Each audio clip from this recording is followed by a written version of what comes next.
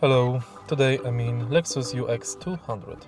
In this video I'll show you how to find and reset maintenance info.